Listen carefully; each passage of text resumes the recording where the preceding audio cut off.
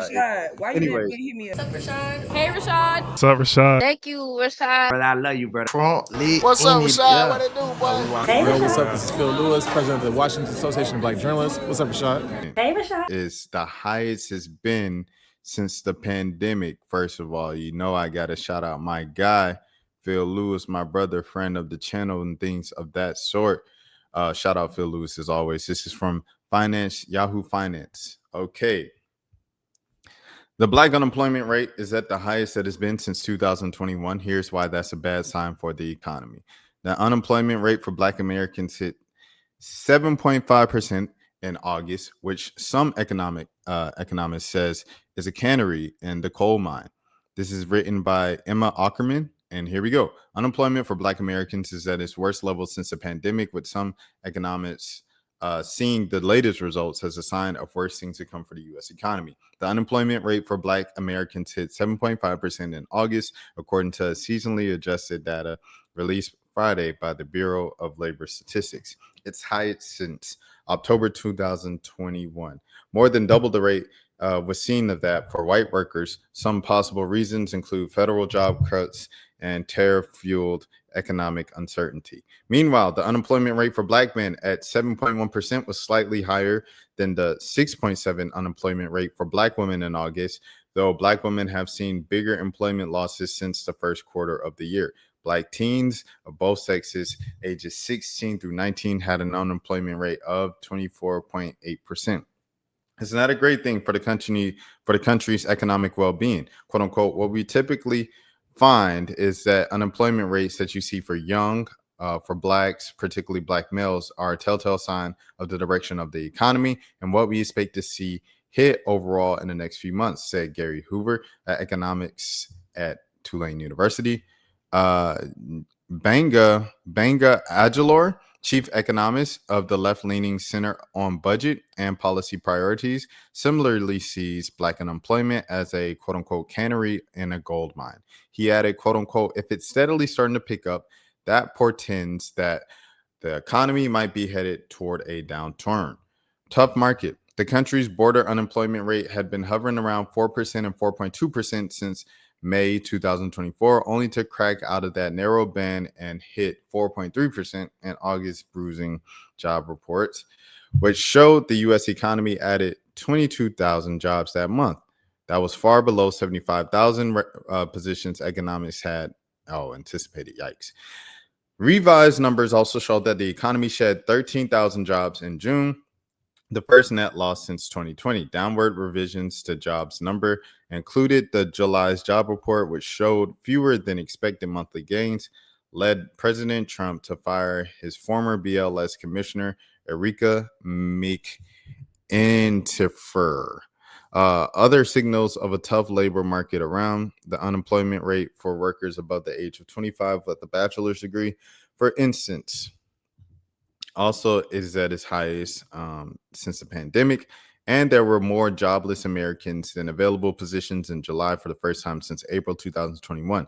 Since black workers are often seen as quote unquote last hired, first fired, tight labor conditions may impact them in particular, Aguilar said.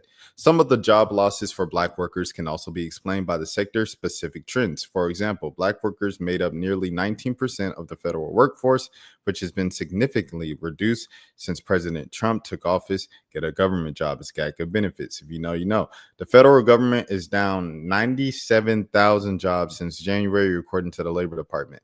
Additionally, more than a quarter of black men work in logistics, described as quote-unquote production, transportation, and material movement occupations by the Bureau of Labor Statistics. In 2024, noted Joseph Dean, a research economist at the National Community Reinvestment Coalition, a nonprofit group, with 18.9% being in transit specifically. The unemployment rate for transportation workers has ticked slightly higher in recent months, though payrolls for transit and warehousing have also increased in the past year. Tariffs may be having an impact on black unemployment, especially since manufacturing jobs are also being hit as hard. Across the board, you're seeing industries that employ large amounts of black people either stagnant or in decline, Dean said. History repeats. Black workers have historically faced higher unemployment rates than other racial groups due to structural inequities in the labor market. their unemployment rates rose past 16% in 2010. Gosh, Lee, in the aftermath of the Great Recession, and took years to recover to a record low of 5.3% in 2019. Black unemployment surged yet again during the pandemic before dropping to a record low 4.8% in April of 2023. Even when Black unemployment rate was at its best, it was still nearly twice as whites, Hoover said. But the recovery from the pandemic was uniquely fast. Valerie Wilson, a labor economist and director of the program on race, ethnicity, and economy at the left-leaning Economic Policy Institute, said. There was also a robust policy response at the time to address Americans who were struggling and out of work. This time, the circumstances feel more uncertain, quote unquote. It's difficult to predict whether we can recover quickly, Wilson said. That will depend on how Congress moves to counteract the recession. All right. Emma Ackerman is a reporter covering the economy and labor for Yahoo Finance. You can reach her at emmaackerman@yahoo.com. Okay. This is a lot, man, because as they said, they're taking away a lot of government jobs. And as you know, like if you're, a lot of Black people get government jobs and they're told to get government jobs growing up because of the benefits. It's like, get a good government job because the pay is nice and the benefits are amazing. They're sensational.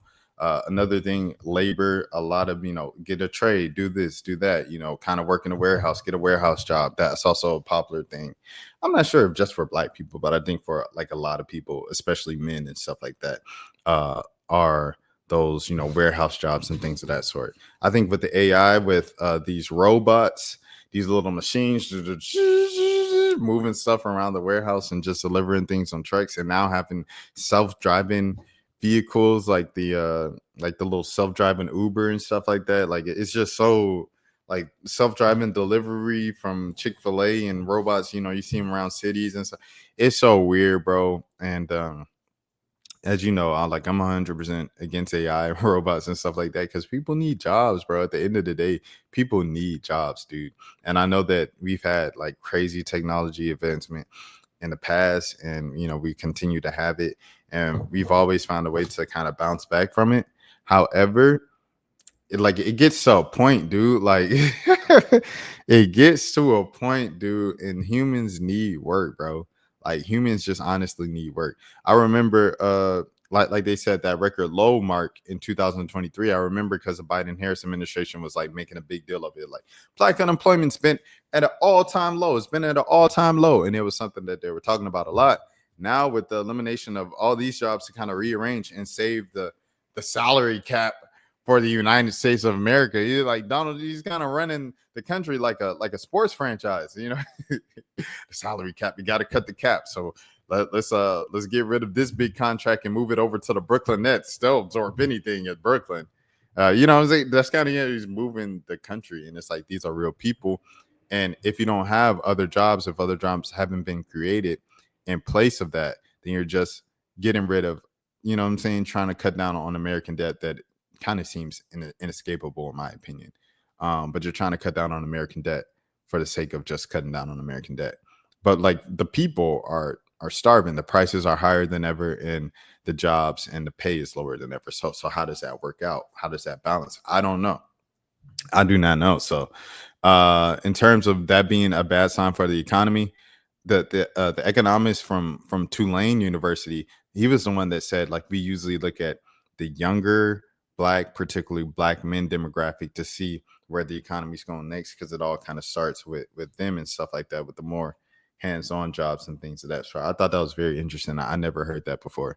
And the other person, I'm glad that they acknowledged that the organization was left-leaning, so you kind of know what was going on and stuff like that. So it's not just this is the thing. So you kind of take the news with a grain of salt. However, it still is something that you need to pay attention to, and everybody needs to pay attention to, because AI and robots, bro, is everywhere, dude. Like I know y'all see it, and I know you go to the grocery store, you don't even talk to people anymore. Like you go to the fast food restaurants and they got kiosks there. You don't even order up front. You got to put in the order yourself on the little machine and then wait for them to come out, and they give it to you sometimes it spits it out through the machine. Like that stuff is weird, bro, but like that's just the reality of the situation now. Walmart doesn't have any like just have all their workers just stand around and restock. Like that's all they do. They restock. They're either a greeter at the door or they're just standing around if you have any trouble with your self checkout and